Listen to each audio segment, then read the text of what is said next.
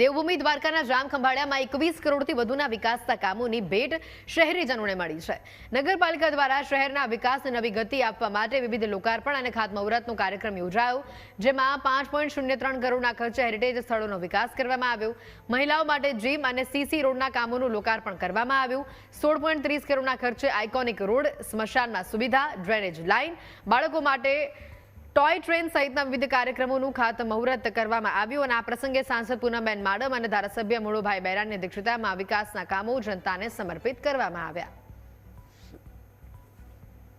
राज्य सरकारनी અને કેન્દ્ર સરકારની અલગ અલગ યોજનાઓ ના માધ્યમથી અનેક સુવિધાઓના લોકાર્પણ અને ખાતમુહૂર્ત કરવામાં આવ્યું। બહેનોની એક માંગણી હતી કે યોગા સેન્ટરની ઉપર એમને બહેનો માટે એક અલગથી જીમ મળે।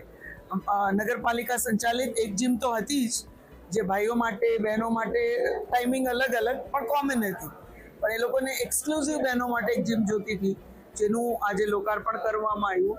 તમામ સુવિધાઓથી સુસજ્જ ખૂબ જ અદ્યતન આ જીમ છે, તો એનું પણ લોકાર્પણ કરવામાં આવ્યું। બાકી અનેક અલગ અલગ કાર્યો અને સુવિધાઓ જે ખંભાળિયા શહેરને એક નગરપાલિકા છે પણ જિલ્લાનું મથક તરીકે પણ અનેક સુવિધાઓ જે મળવાપાત્ર હોય એ તમામ સુવિધાઓ આવતા દિવસોમાં પ્રાપ્ત થશે।